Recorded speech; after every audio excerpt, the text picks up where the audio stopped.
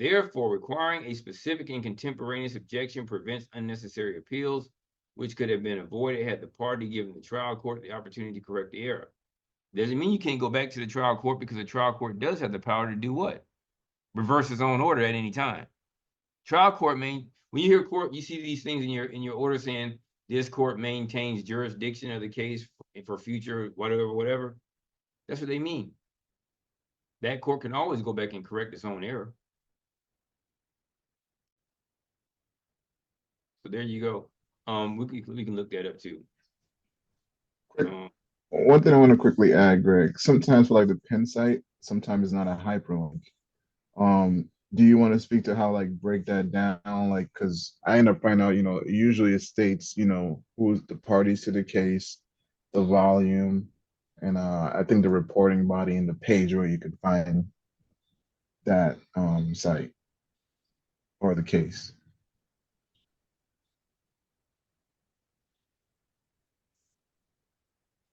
Okay, so you're saying if it's not a hyperlink? Correct. No. If it's not, it doesn't matter if it's a hyperlink or not. If you highlight it, it's going to still take you there. Oh, okay. One of the ones we did wasn't a hyperlink. I think this is not a hyperlink.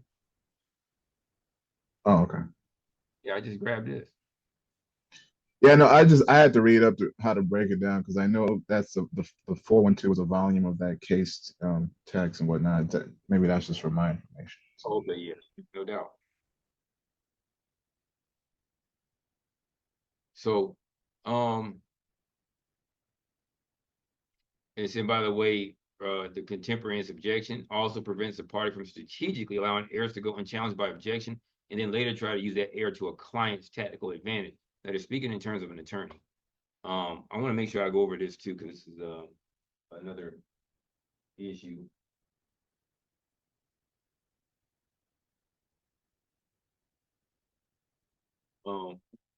I'm talking about legally construed, but anyway, consequentially, a party that fails to preserve an error for appeal by making a specific contemporaneous objection will be prevented from raising the error as a basis for appeal. In other words, the appellate court will not even consider the issue if it was not preserved for appeal. However, there is an exception.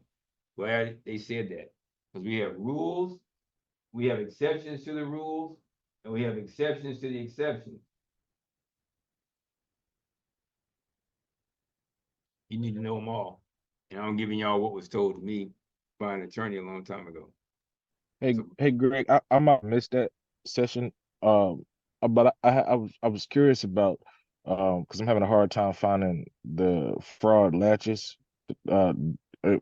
where upon discovery is when when the time starts as far as statute of limitations. And I think maybe I'm wording it wrong when I search it, or either I'm kind of missing the ball on it. So, whenever you get a chance. So you're saying, you mean like the stat for like when an error or a fraud has been discovered? Yes, sir. Yeah. So when an error or fraud has been discovered, so like normally it's 3 years, but the latches on it, where it's explained to where it's from the time of discovery. Okay, I think it might be going to that right here, right? Under Florida law, the sole exemptions is if the error, which was not objected to, is deemed fundamental. So it was fraud. Did the fraud cause the court to make a fundamental error? Maybe that might be your question. And is that? Let me write that down. And let me say this also, and this is not a line around my mind. I got this from I actually got that from Daryl McDaniels of Run DMC. From Neville Goddard, an assumption, though false, if persisted in, will harden into fact. An assumption, though false, if persisted in, will harden into fact. That's no different than saying if somebody tells a lie over and over again, people will tend to believe it. Still a fucking lie. Facts. When we make these assumptions, particularly when they're false, no matter how hard you stay with it, that shit still ain't gonna go nowhere. Because lie takes other lies to be effective. but the truth is unmutable, right?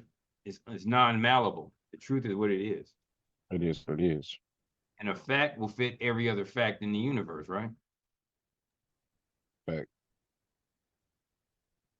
And for those who didn't see that, I'll put that in YouTube.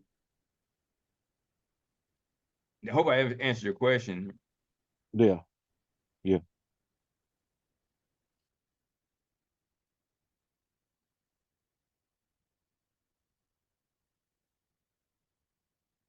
And that's the state of America today. I think people talk a lot about our education system, and I'll say this not because I'm a former member of the educational family. It's because I just recognize what it is. The discipline that you had, not even discipline, just the adherence to being to moving in accordance with the court. I mean, not the court, with the with your teacher. I think I said his name was Neville Gooder. Yeah.